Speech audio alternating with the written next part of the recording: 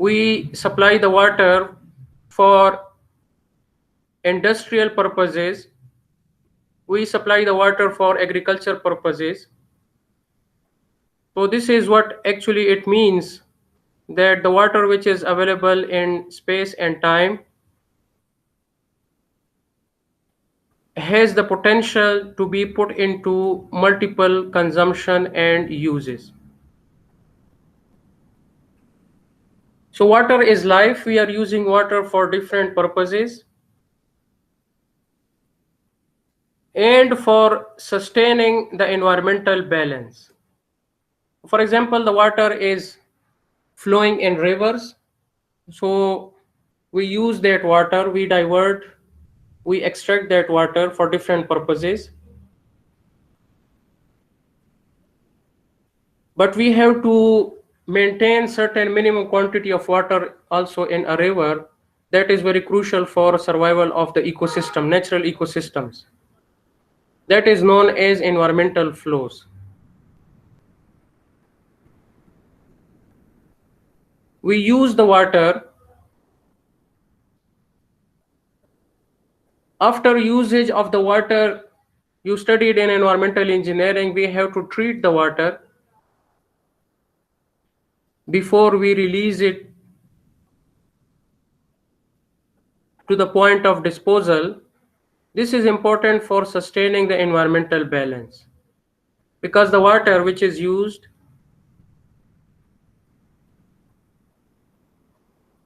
in our houses,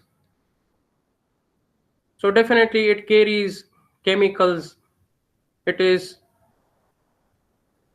coming from cooking, washing. So we have to treat the water if it contains pollutants above the standards. Same is the case for the industries. So that's why you studied wastewater engineering, sanitary engineering. So we have water available on the surface of the earth, which is crucial for life to exist. We put it to different consumptions.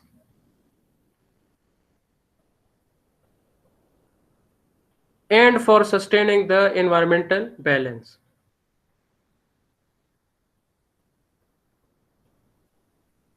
Water is a single resource. You see that it has no substitute. It is a limited resource. This we talk about the fresh water, which we are using for different purposes. Otherwise, we have a lot of water in the oceans, but that is not fit for use.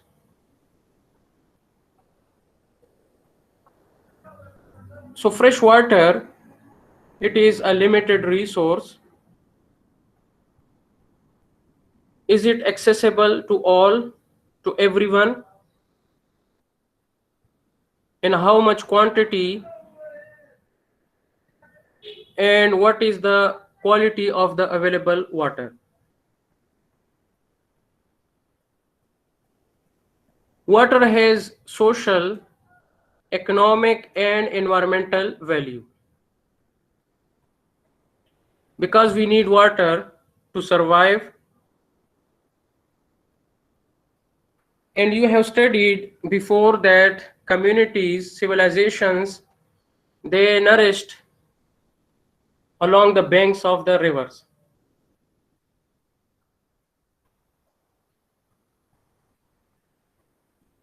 So water has a social value. We supply the water to a community. We supply the water for agriculture purposes, and then we pay the charge for use of water. So water has an economic value.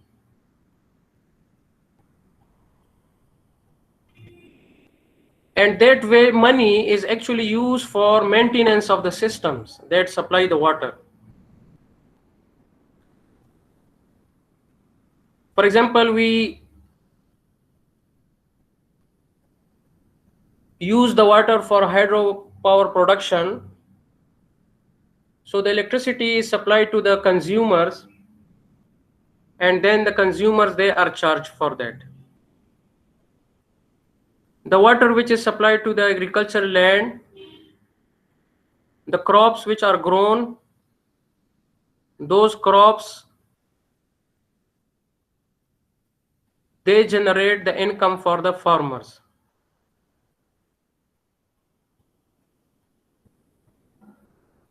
And the crops, they need water for growth. So water has an economic value and environmental value. As I said that for survival of the ecosystems, water is important. You see that when we discharge the water from our houses, we discharge it into the rivers. So the river kind of playing a role of absorbing that polluted water. Otherwise, that polluted water can create a large problems for the environment. So that's why water has an environmental value.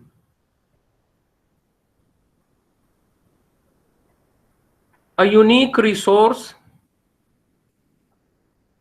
Every organism, individual, and ecosystem on the planet depends on water for survival. Water impacts all aspects of life on the planet. You see that we use water for drinking, for cooking, for washing, for agriculture purposes, for hydropower production. So water impacts all aspects of life on the planet.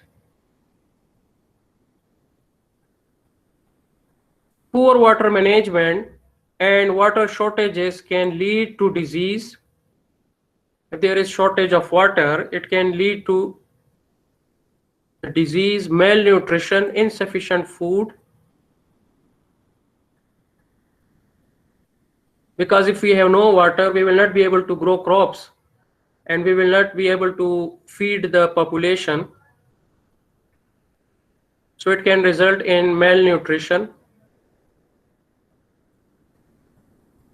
Poor water management also includes that it can lead to disease if water stays at a place for longer time. Then it can become a breeding place for mosquitoes. A simple example, and that's how it can lead to diseases. If we have water shortages, it can result into reduced economic growth because water is used for industrial purposes, water is used for hydropower production, water is used for agriculture production. So if we have water shortages or poor water management, it can result into reduced economic growth of a country. Social instability, because people can fight over the water, it can result into conflicts, particularly if the rivers which supply the water that are transboundary, means the rivers are shared by different countries. So it can result into social instability and conflicts. Just like Pakistan and India, we are sharing the waters of the river, and also this type of conflict exists in different parts of the world where we have transboundary rivers. And environmental disaster.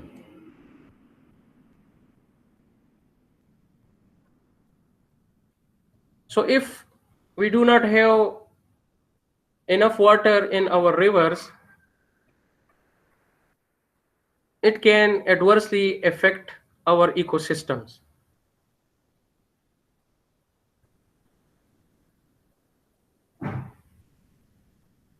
Water resources, there are three resources of water. We have the rainfall. So the rainfall is very beneficial in any area. Because of the rainfall, it nourishes the growth of the crops, plants, trees, and also the same water appears as runoff in rivers, channels. The same water infiltrates into the earth and recharges the groundwater reservoirs. So rainfall is important source of water. The second one is the surface water, which appears in the form of lakes and rivers. And the same surface water, it can result because of the rainfall or melting of the glaciers. For example, we have in the northern areas of Pakistan. Even if in an area there is no rainfall but the river flows, this water will be available in the form of surface water from the rivers. And the third source is the groundwater, which exists below the surface of the earth in the form of aquifers. And this groundwater, it can be pumped to the surface of the earth and then used for different purposes. So these are the three primary sources of water: rainfall, surface water, groundwater. Hydrological cycle, which you studied in detail in your hydrology course, it basically shows the movement of the water in a cycle. You can see here that we have oceans, and from the ocean we have evaporation. And the reason for evaporation is the sun. Because of the sun, evaporation takes place from the ocean, and when the water moves up in the atmosphere, cloud formation takes place, and then these clouds condense, they move inland, and that can result into the rain. And this rain which is coming on the surface of the earth, then it has different components. Some portion of the rain that is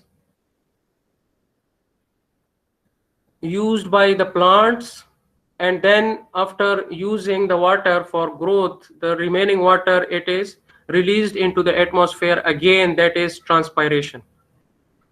So evapotranspiration is the evaporation from the plant and the adjacent soil. Evaporation plus transpiration.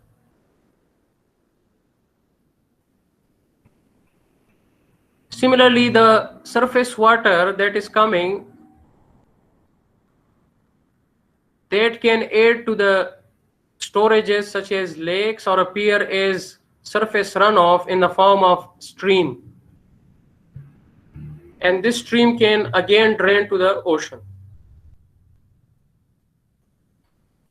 Also, we can have snow on mountains, precipitation, a general term used.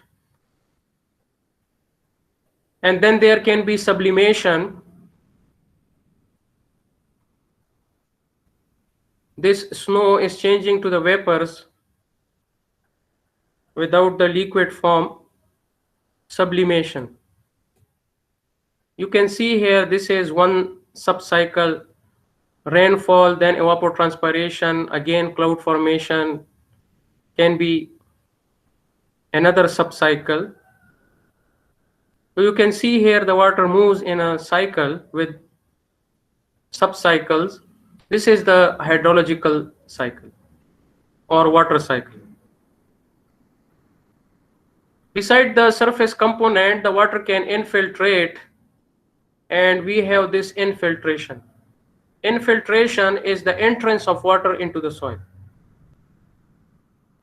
And the opposite is exfiltration. And then the downward movement of the water, that is known as percolation. Infiltration is the entrance of water into the soil, and then the downward movement, that is known as percolation. We have deep percolation. If the water moves down and then it joins the groundwater, which represents the saturated water in the soil profile, no air, that is the groundwater. And then this groundwater can connect with the ocean, and you can see here the water goes back to the ocean, and this is how this cycle continues. And in hydrology, you study all the details of these different components of the hydrological cycle.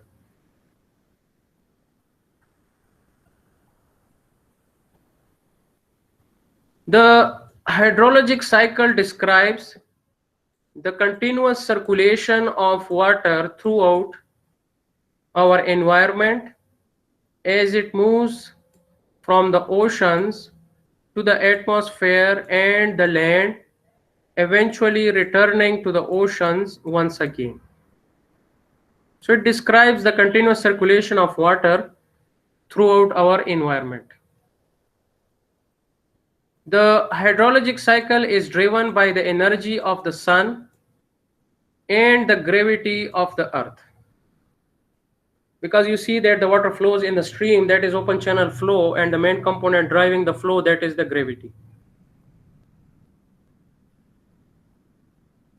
And it proceeds endless. It is a continuous cycle with subcycles,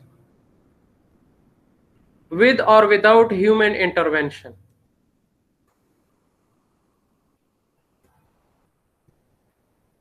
So because of the human being, that the activities we carried out because of the dams that we construct, because of the pumping of the groundwater that we extract for different purposes, and so on, this cycle continues with or without human intervention. The hydrologic cycle is also referred as water cycle. The hydrologic cycle is actually made up of a series of complex processes and storages. So you can see here that you study full course of hydrology on studying the different components in detail. For example, how rainfall occurs, the dynamics of the cloud formation, how we measure the rainfall. Then you studied the aerial distribution of the rainfall, how you calculate the missing data. You see, a whole one chapter you studied in hydrology. Stream flow, you studied a full chapter. Groundwater is a specialty in itself. Evaporation, you studied a full chapter. How we measure the evaporation. Evapotranspiration. Infiltration is a full chapter, how you measure the soil infiltration.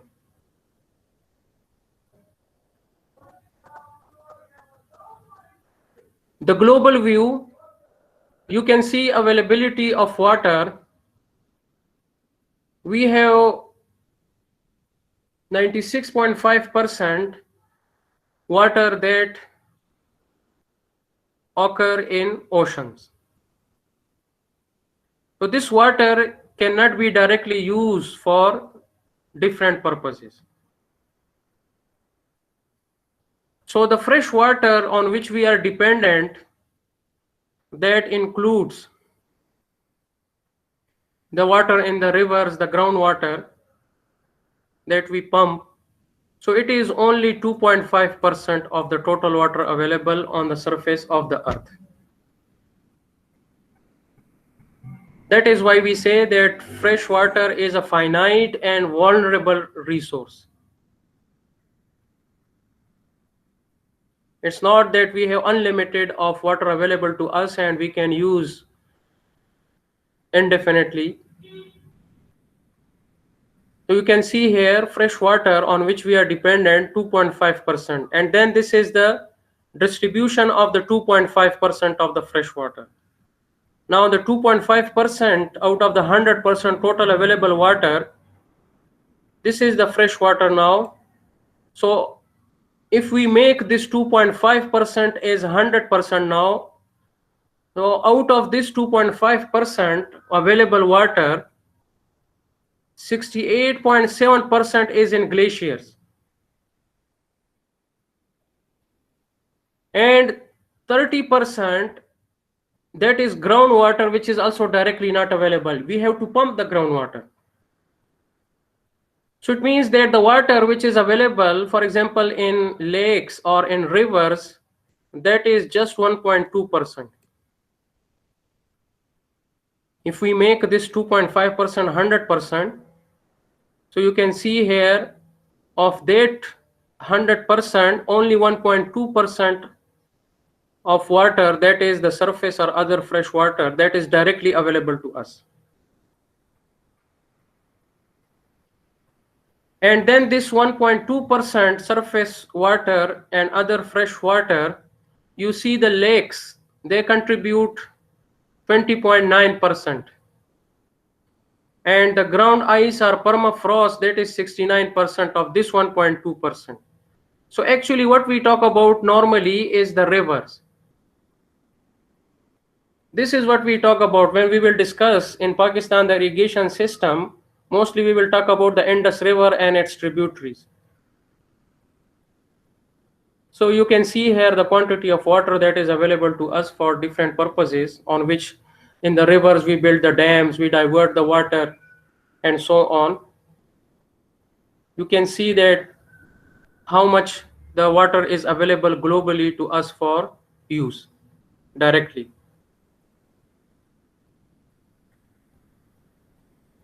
So the fresh water, which is 2% available of the total water, you can see here that great portion is frozen and around 30%, that is the groundwater. So the surface fresh water only available is 0.3%, very small quantity. These figures can slightly different because the sources of these figures are different.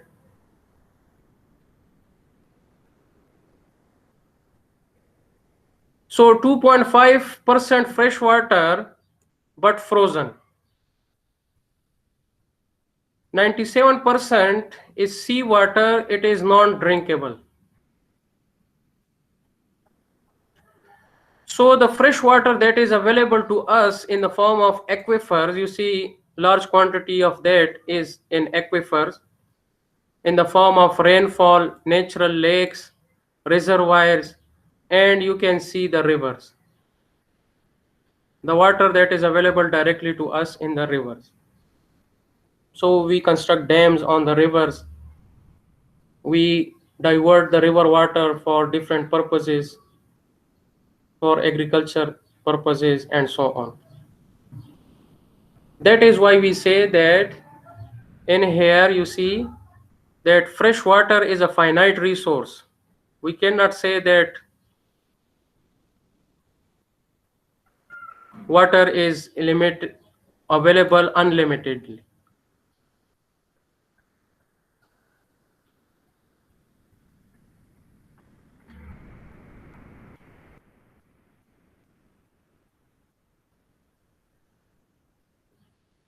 Now we discuss about water resources in Pakistan.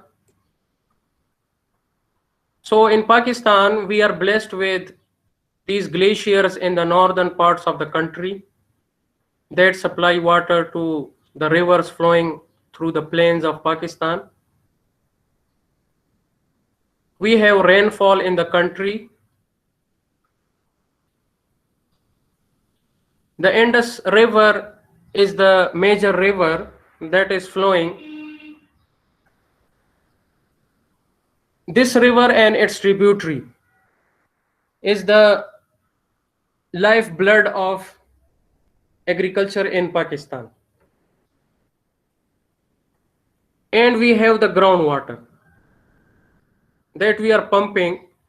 You see here in our city in Peshawar here, so we are extracting groundwater and the quality is good. That's why without treatment we are supplying this water to our communities. And the same groundwater we are extracting for agriculture purposes also in Punjab. We are exploiting this groundwater for agriculture in addition to the canal water, clear, the rivers. So let us briefly discuss these components in detail. Pakistan has been blessed with a variety of water resources in the form of glaciers, seasonal precipitation that includes rainfall and snow on mountains, groundwater and surface water.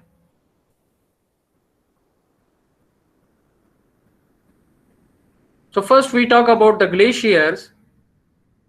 Significant part of the Indus River flow originates from Karakoram Himalaya, Western Himalaya and Hindu Kush mountains.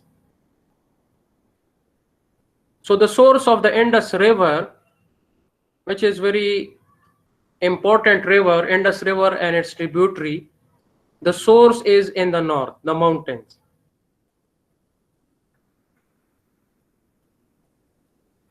The glaciers carry great significance in the flow volume and timing of the Indus River and its tributaries. So these glaciers are very important. You see that the glaciers, they melt because of more temperature during the summer. So you will see that the quantity of water that is flowing in the Indus River, that is more as compared to the winter. This is common, clear? This is the reason that these glaciers, they melt during the summertime. And the Torbela Dam, it is normally full during that time when we have high river flows and the water is stored and is used for hydropower production. And during low flows, the same water is then released to meet the water demands.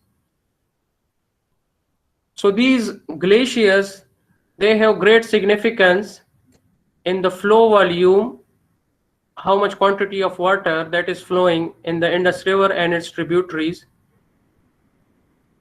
and the timing.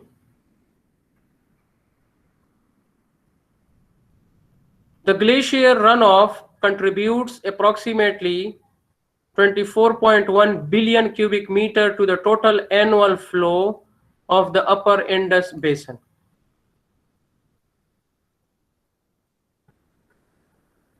This glacier runoff, it contributes 24.1 billion cubic meter to the total annual flow. So 17.3 billion cubic meter from the Karakoram Himalaya, 2.8 billion cubic meter from the Western Himalaya, and 3.9 billion cubic meter from Hindu Kush. These are the different mountain ranges we have in the north of the Pakistan. And actually these mountain ranges continue. The north of Pakistan touching the China border, and in India and Nepal. So these glaciers, these are very important. They are supplying water to millions of people in India, Pakistan, Bangladesh, Nepal. We are dependent on water from these glaciers.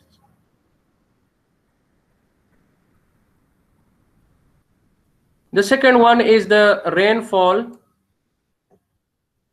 The regional distribution of average annual rainfall varies from less than 100 millimeter in Balochistan and Sindh provinces to more than 1500 millimeter in northern mountainous areas. you can see a lot of variation in the rainfall. We have less than 100 millimeter in Balochistan and Sindh to more than 1500 millimeter in the northern areas.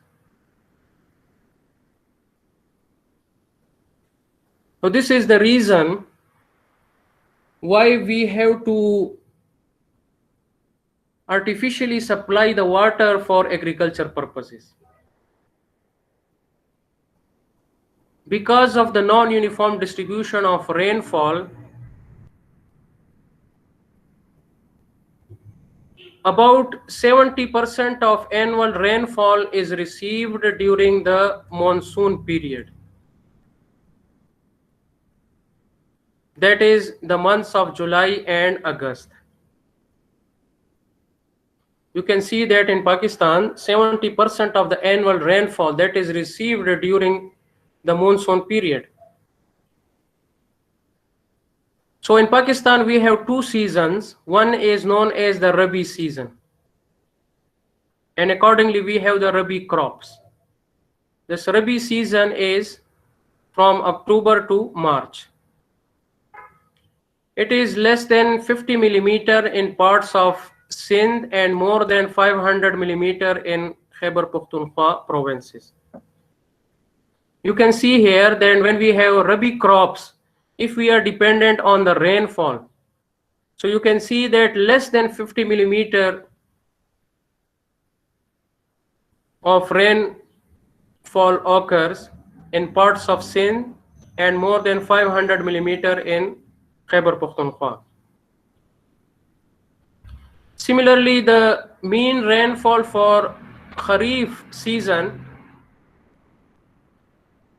which is from April to September, Kharif means the summer, clear. Rabi means the winter season, varies from 50 millimeter in Balochistan to more than 800 millimeter in northern Punjab and KPK.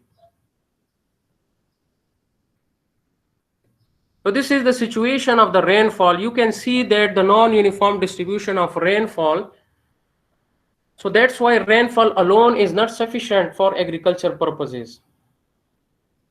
If we are dependent on rainfall, it will be not possible to have enough food that can feed the entire population of the country.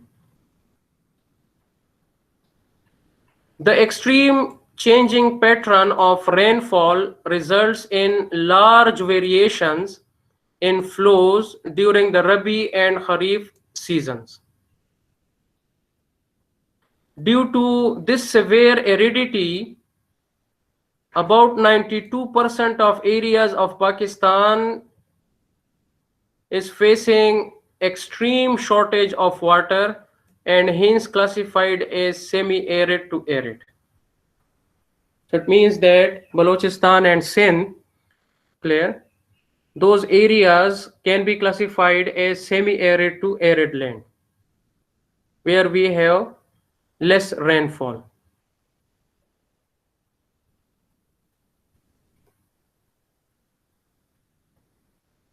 About 16.5 billion cubic meter of rainwater contributes to crops. In the Indus Basin irrigation system, this we will study in detail, the Indus Basin irrigation system. So 16.5 billion cubic meter of rainwater contributes to crops, which is only 13% of the average annual canal diversion. It means that the water which we are diverting from the rivers for agriculture purposes, the rainfall contribution is only 13% of that. So it means that the crops which needs water for growth, the rainwater only contributes 13% of the water that we supply through irrigation, artificial application of water to crops for full-fledged growth. So these figures are from this book, Applied Irrigation Engineering, published from University of Agriculture of Faisalabad, 2017. You will find these figures are given. So you can see here that the large variations in the rainfall in Pakistan, and also even if we have rainfall, you see that its contribution is very less. So this is the reason why we have irrigation. Irrigation is artificial application of water to crops.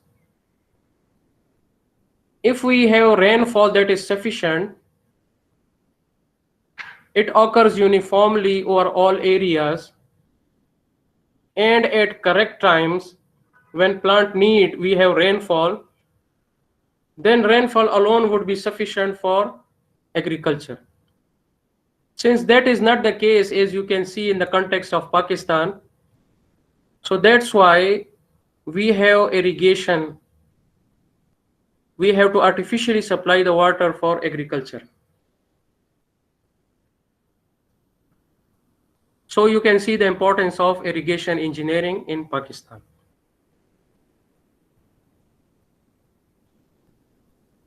Another source is the groundwater. Groundwater provides an alternate water resource for agriculture. Why alternate? Because groundwater is not directly available to crops. If the water table is at or near the root zone, plants may be able to extract water for growth. But if the water table is sufficiently below, plants will not be able to directly extract the water. Hence, we have to pump the water and then we have to supply it to the agriculture fields. It is estimated that around 33% of the world's population utilizes groundwater. So you can see here that it is a very valuable resource of fresh water availability to us for different purposes. Now, many countries such as Pakistan, India, they are intensively exploit groundwater to supplement the canal water. As we saw earlier, that rainfall is not sufficient. The surface water that is available, so there can be variations. For example, in Pakistan, the water that is available in the Indus and its tributaries are melting of glaciers. So during summertime, the glaciers melt, sufficient water may be available to meet the demands from the river flows. But in winter,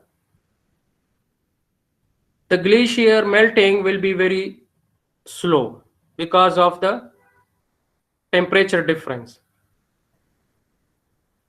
So hence less quantity of water may be available during winter time. The alternative can be either have already stored the water in the dams and from there you supply the water, or you can pump the groundwater to supplement the canal water to meet the demands. The rice wheat region, central Punjab of Pakistan, is meeting 70% of their crop water requirements from groundwater. So you can see the importance of this source. In central Punjab, 70% of the crop water requirements are met from the groundwater.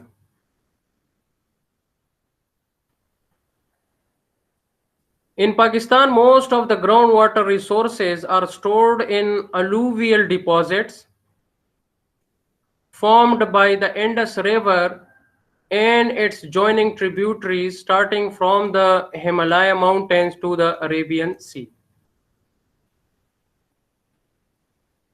So we have these groundwater resources because we have these glaciers since long period of time. So the water is flowing in these rivers and they carry the sediments, and then these sediment deposits and the water trapped below.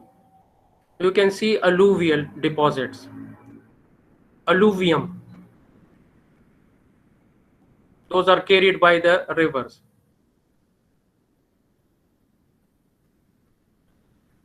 So these groundwater resources, these are stored in alluvial deposits that are formed by the Indus River and its tributaries,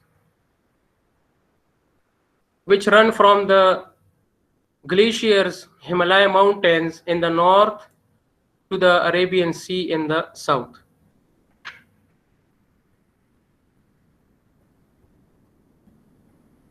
The Indus Plain area is 1600 kilometer long and extends over an area of 21 million hectares. This alluvial deposited plain has extensive unconfined aquifer. So you studied in groundwater hydrology, confined, unconfined aquifer. Unconfined aquifer, which is the top surface of the water that is subject to atmospheric pressure. The top surface of the water that is water table. Unconfined aquifer, which is providing a supplemental resource of water for irrigation.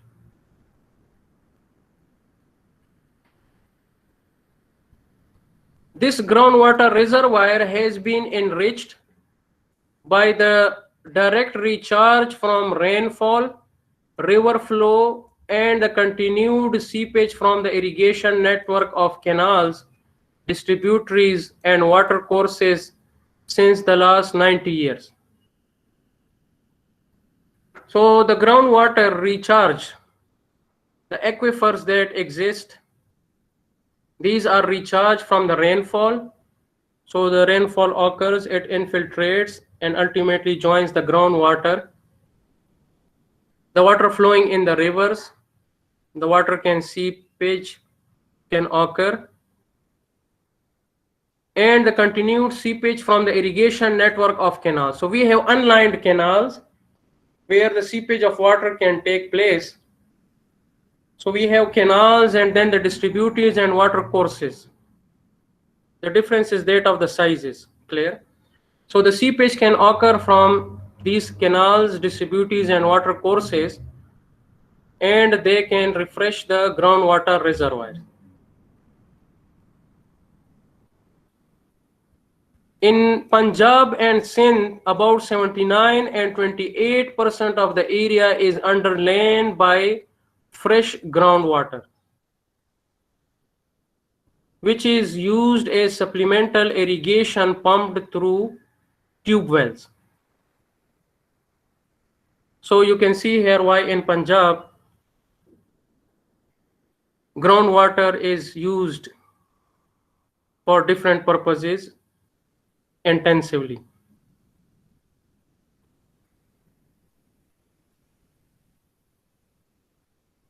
Surface water.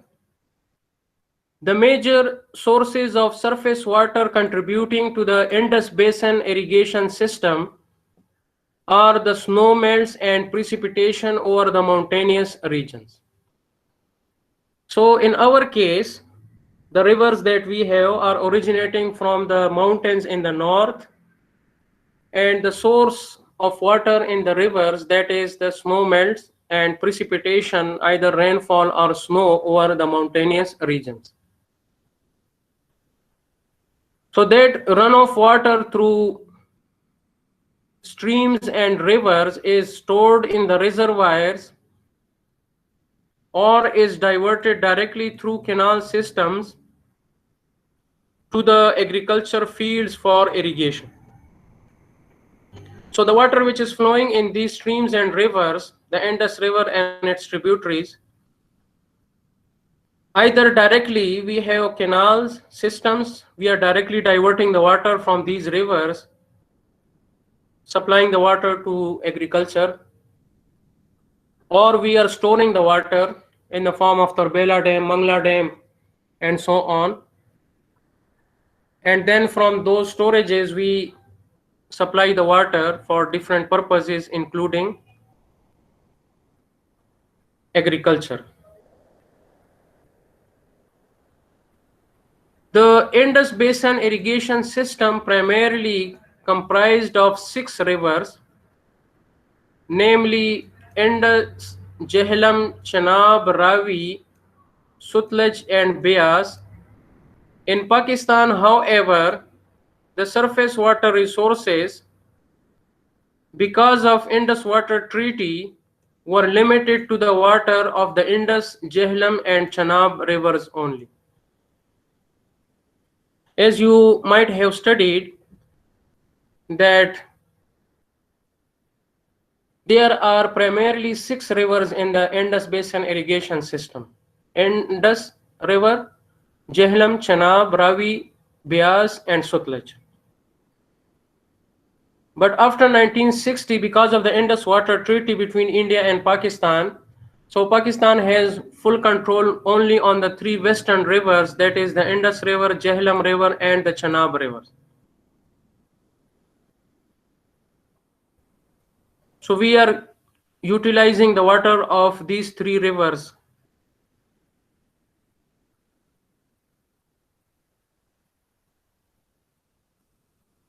Considering the temporal distribution of water availability in the irrigation system, about 84% of the total annual river flow occurs during Kharif season, during summertime. 84% of the total annual flow occur during this time. And about 16% of the flow occur during the Rabi season, winter season. Clear? You can see here that the water which is available, 84% of the total annual river flow occurs during Kharif season. This is, you see, temporal distribution. In time, how much the water is available. And 16% during the winter season. So for winter crops, what we have to do? That is why we need to have irrigation system, so that we can store the water that is available above the demands, and the same water we can use during the time when the river flows are minimum or less water is available than the demands.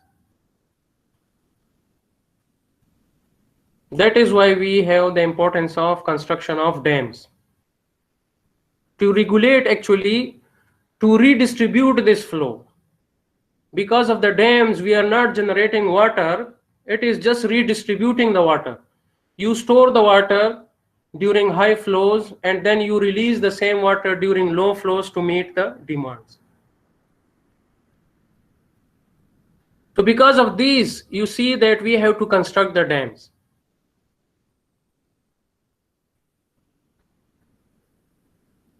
The crop water requirements, on the other hand, occur to the ratio of 3 to 5 between Rabi and Kharif. This is the crop water requirements, the crops that we grow during the Rabi and Kharif seasons. Thus, there exists incompatibility between the water availability and the requirements. Incompatibility. Particularly during Rabi season, which has partially been regulated through managed releases from the dams and other reservoirs. This is the reason why we have to manage the water through a network of dams and reservoirs and a network of canals distribution. And this is the reason why we have irrigation and irrigation engineering.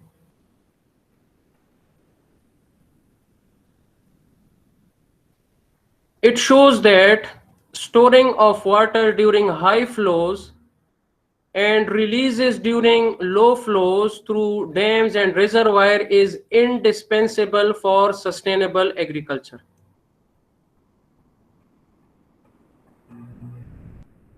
So it means during high flows we have to store the water. For that we have to construct the dams, and then during low flows in the river we have to release that water to meet the demands. This is indispensable for sustainable agriculture. Sustainable agriculture means that it meets the demands of the present population, and also it is available for the future population. You see that we constructed the dams, we have the full network of irrigation canals. So not only it is meeting the demands of the present population, but also for the future population. So this is how these are critical for sustainable agriculture.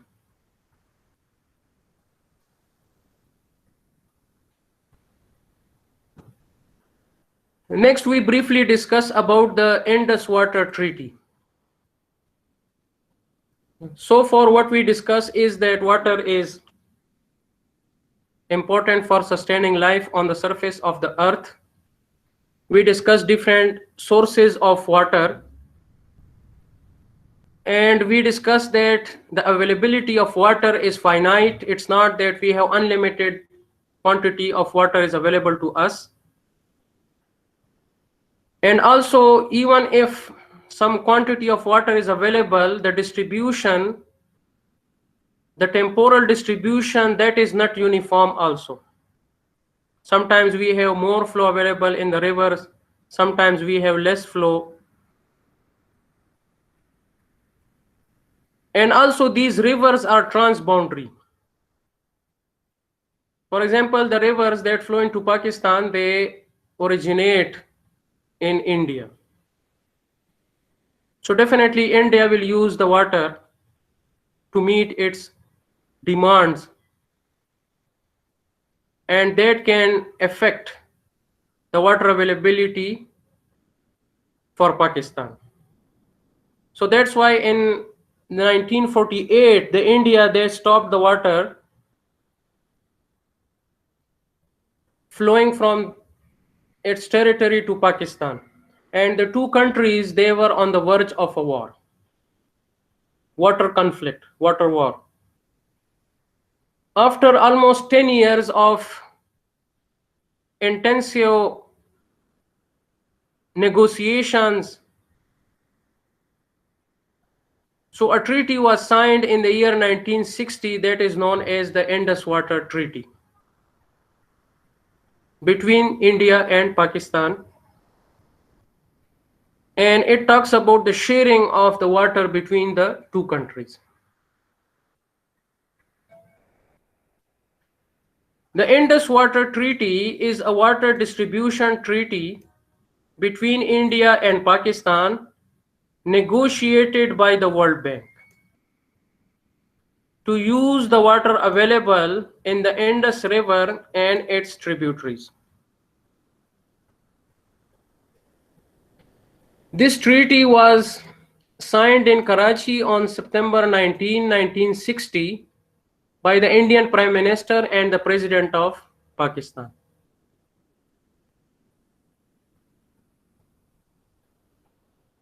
The treaty divided the use of rivers between the two countries. The treaty gives control over the waters of the three eastern rivers, that is the Beas, Ravi and Sutlej, to India, while control over the waters of the three western rivers, that is the Indus, Chenab and Jhelum, to Pakistan.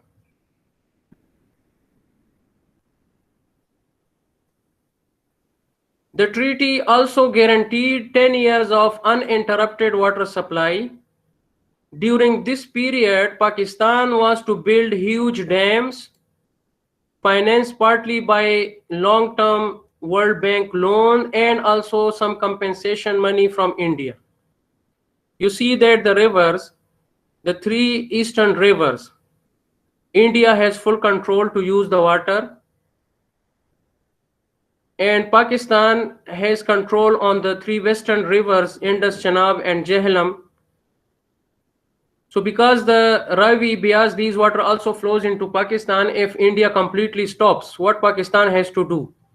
So in that context, Pakistan was to build huge dams so that if any water crisis arises, we are able to store the water and we can use that water to meet the demands, water demands. So three multi-purpose dam, Varsak Dam, Mangla Dam and Turbela Dam were built. A system of 8 link canals was also built. Link canal, we will study these in detail when we study about Indus Basin irrigation system. Link canal is actually the link between the two rivers. Let's say we want to divert the water from one river to flow into another river, we construct these link canals. So system of 8 link canals was also built and the remodeling of existing canal was carried out. These were the measures that Pakistan need to take care in case of reduction of water because the control of India over the western rivers. 5 barrages and a gated siphon were also constructed under this treaty. The treaty allows India to use the western river waters for limited irrigation use and unlimited non-consumptive use for such application as power generation. That is why recently you might have heard the Krishan Ganga project, Baglehar Dam. These are all run-of-a-river hydropower projects. Because under this treaty, India is allowed to build the run-of-the-river hydropower projects. Run-of-the-river means that we are not significantly storing the water. We just utilize the head to generate the hydropower. Just like, for example, we have the Ghazi Barota hydropower project. In Ghazi Barota hydropower project, it is just a canal which runs from Ghazi to Barota. And their head is available and we have installed 5 Francis turbines and we are generating 1400 plus megawatt of electricity. So that is run-of-a-river project. So India is allowed to construct run-of-the-river projects for power generation. And you might have heard in the news recently, Pakistan has raised objections to this, but we are not very much successful on this front.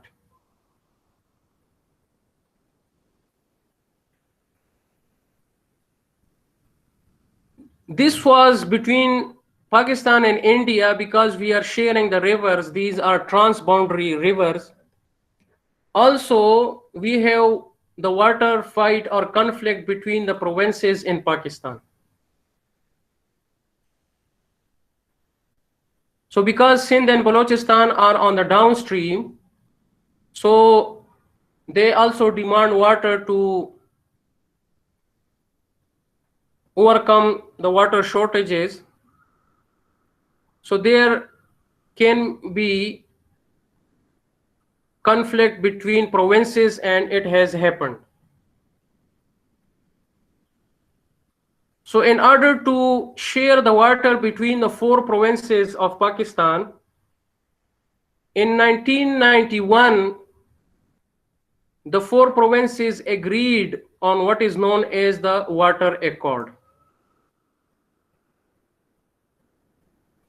In 1991, an agreement to share waters of the Indus River was reached between the 4 provinces of Pakistan in the form of the Water Apportionment Accord.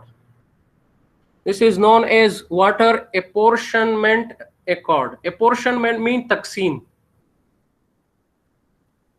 Apportion means Taqsim. Water Apportionment Accord. This was between the 4 provinces of Pakistan in 1991.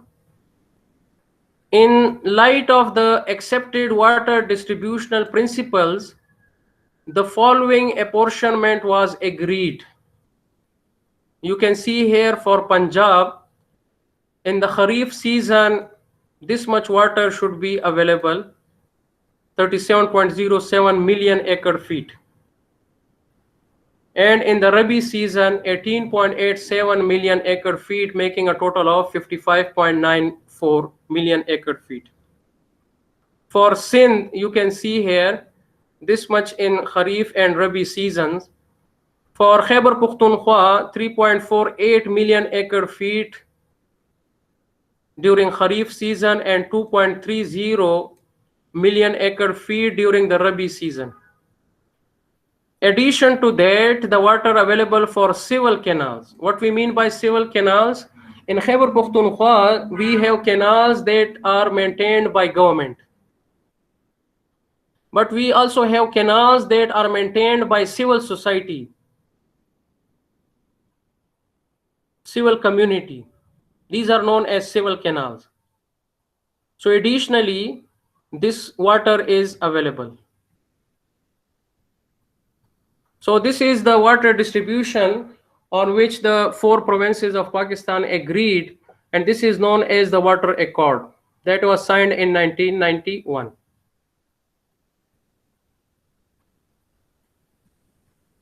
So you can find a lot of detail about the Indus Water Treaty and the Water Accord from the internet, from different websites. Now, water use around the world, you can see here if we globally see the picture. So for agriculture purpose, the use is 70%. Around the world, 70% of water is used for agriculture because we need food for feeding the population. For industries, 22%, and for domestic purposes, 8%. If we break this between developed countries and developing countries, so high income countries means the developed countries, you can Google that what we mean by high income countries, you will easily find the figures. Simply we can say the developed countries. You can see here that in developed countries, 59% of water that is used for industrial purposes,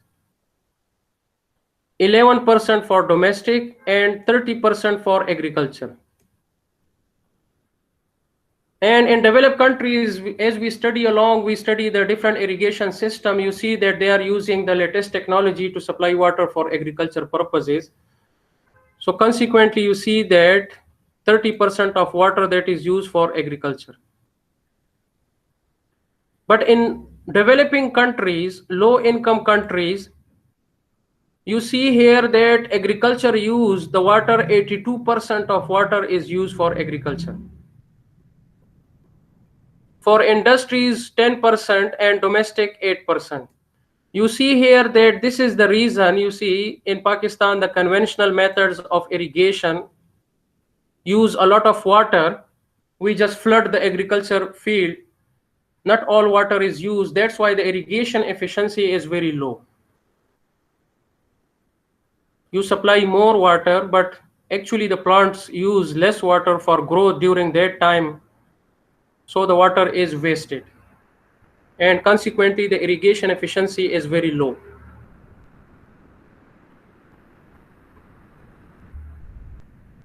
So industrial use of water increases with country income, going from 10% for low and middle income countries to 59% for high income countries.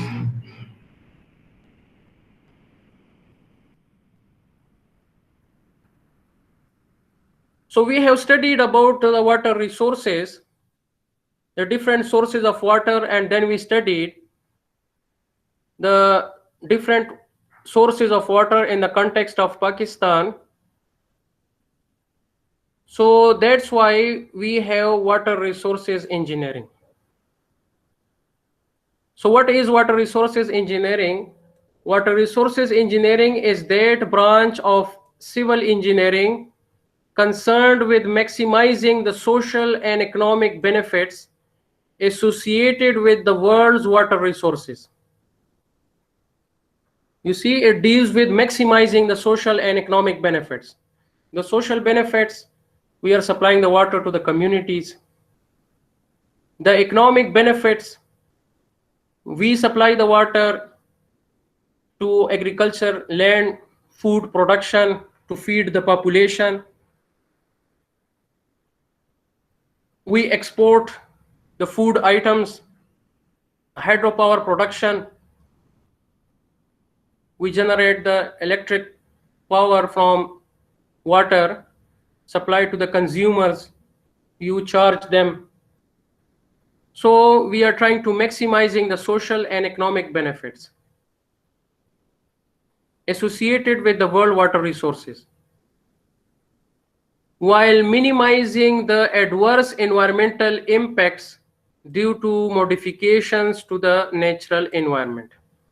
So because we are using the water for different purposes, then on the other side, because modifications are made to the natural environment, we also have to minimize the adverse environmental impacts.